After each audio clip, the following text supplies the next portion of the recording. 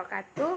Saya Febiola Melta dari kelompok 6B5 S1 Fisioterapi Universitas Aisyah Yogyakarta dengan NIM 1810301117. Baiklah, di sini saya akan melakukan penanganan fisioterapi pada pasien yang terserang stroke atau yang terkena stroke.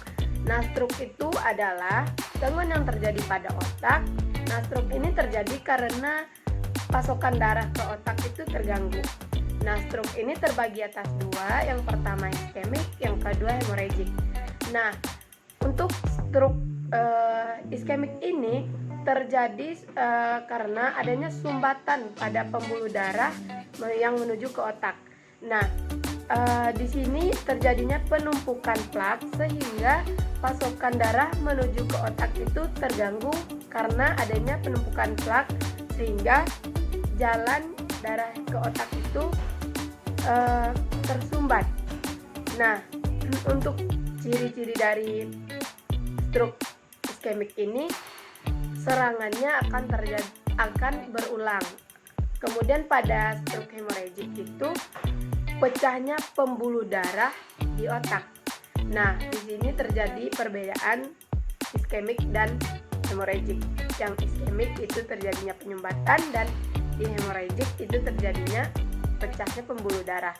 Dan di sini untuk ciri-cirinya itu vital sign pada pasien tidak stabil. Baik, untuk prevalensi dari stroke hemoragik itu 15%. Kemudian untuk golden period stroke itu atau masa penyembuhannya dimulai dari 100 sampai 200 hari tergantung dari usia pasiennya sendiri. Kemudian untuk intervensinya, yang pertama meminimalkan gangguan pada pasien, yang kedua mencegah terjadinya komplikasi, yang ketiga itu memaksimalkan fungsi gerak pada pasien. Berikut penanganan fisioterapi pada pasien stroke. Baiklah, untuk intervensi dari fisioterapi pasien stroke dalam posisi berbaring itu kita bisa melakukan yang pertama itu positioning, di mana kita bisa minta dan membantu ibunya untuk miring ke kiri dan kita ganjal bantal. Nah, posisi ini untuk mencegah adanya dekubitus pada pasien. Nah, posisi seperti ini selama 30 menit. Kemudian kita balik.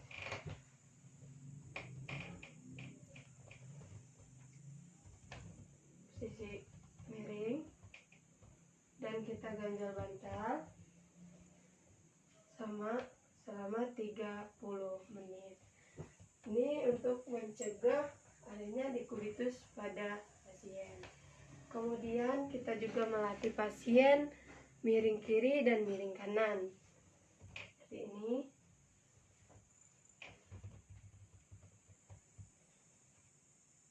Oke. Miring lagi.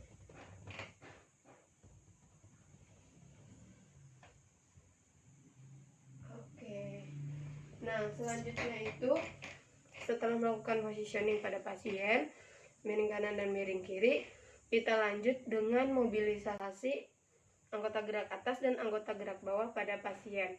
Nah, di sini tujuan kita melakukan mobilisasi anggota gerak atas dan anggota gerak bawah itu mencegah terjadinya kekakuan ataupun kekakuan pada sendi pasien ataupun ketegangan pada otot pasien. Nah, kita melakukan mobilisasi ini sebanyak 8-10 kali hitungan. Nah, di mobilisasi anggota gerak atas dan anggota gerak bawah yang kita lakukan ini, kita juga melakukan atau memberi bantuan maksimal ataupun bantuan minimal pada pasien. Contohnya kita melakukan mobilisasi anggota gerak atas pada pasien seperti melakukan di shouldernya terlebih dahulu, seperti ini. Nah, Ini bantuan maksimal. Kalau bantuan minimalnya seperti ini. Oke. Lagi, Bu. Oke. Oke. Kita lanjut di elbow-nya. Seperti ini. Oke. Oke. Oke. Lagi, Bu. Oke. Oke. Oke, cukup. Nah, begitu juga dengan sisi yang sebelahnya. Nah, kita lanjut pada anggota gerak bawah. Lakukan seperti ini.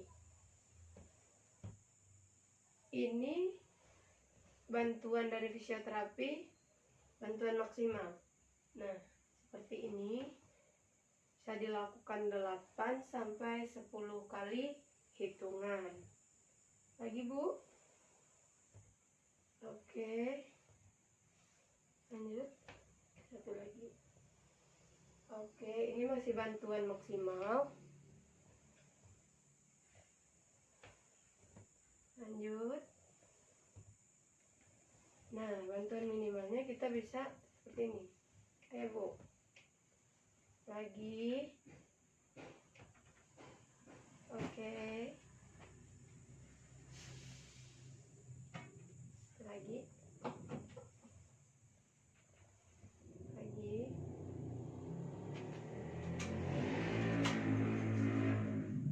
Lagi.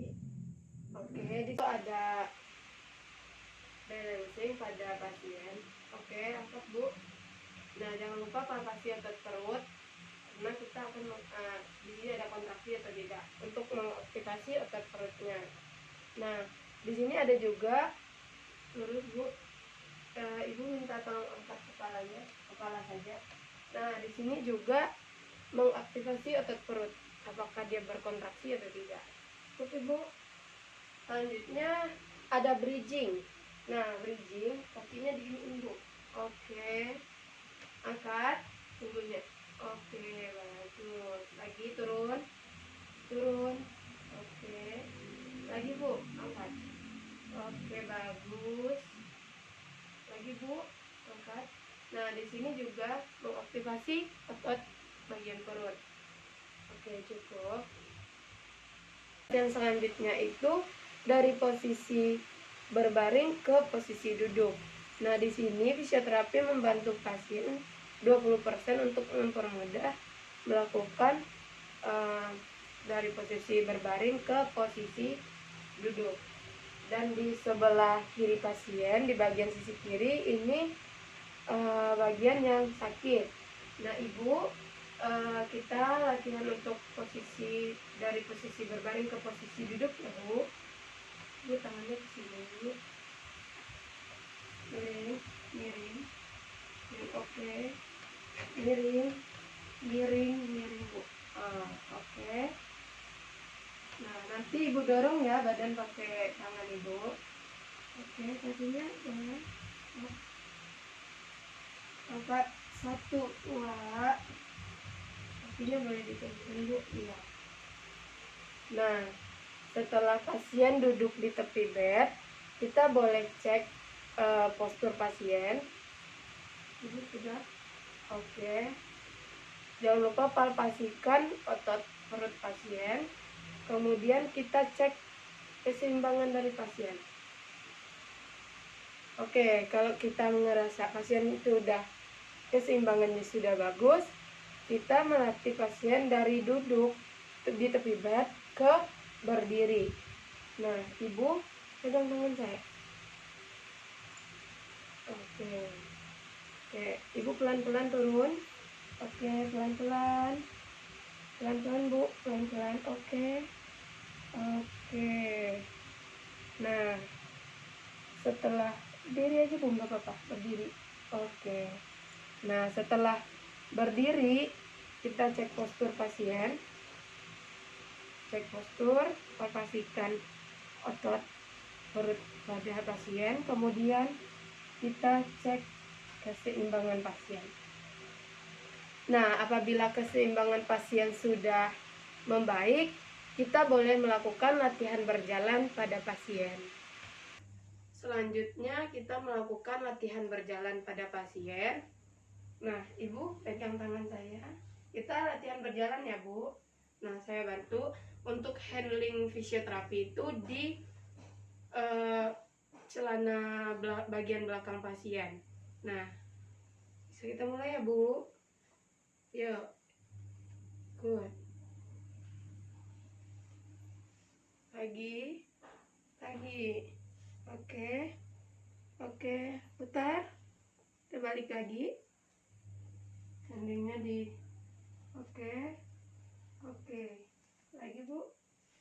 Bagus. Oke. Lagi. Putar.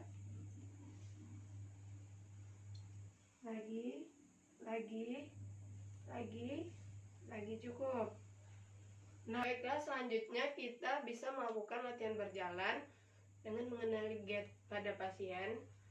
Kita handlingnya di pelvic pasien. Pertama kita handling di pelvic. Siap ya, Bu? Oke. Lagi. Putar, Bu. Kiri, kanan, kiri, kanan, putar. Kiri, kanan, Oke. Selanjutnya sama seperti yang tadi, akan tetapi handling kita di shoulder pasien atau di bahu pasien. Kanan, kiri, putar. Kiri, kanan,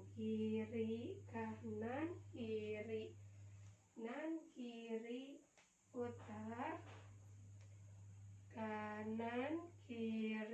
Kanan, kiri. Oke. Baiklah, untuk tahap selanjutnya itu kita akan melakukan stimulasi pada pasien. Kegunaannya itu untuk meningkatkan tonus otot pada pasien. Nah, di sini kita bisa memberikan salah satunya itu treadmill.